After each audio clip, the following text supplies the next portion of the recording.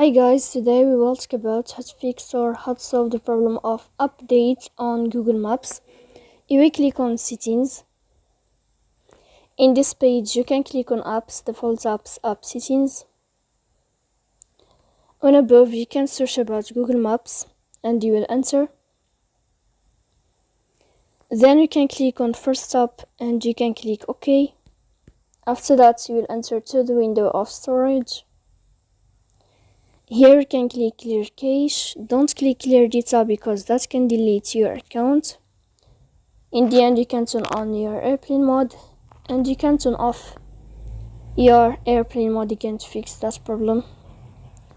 So please don't forget to support us by like and subscribe. See you next time in another video, and thank you for your attention and your watching.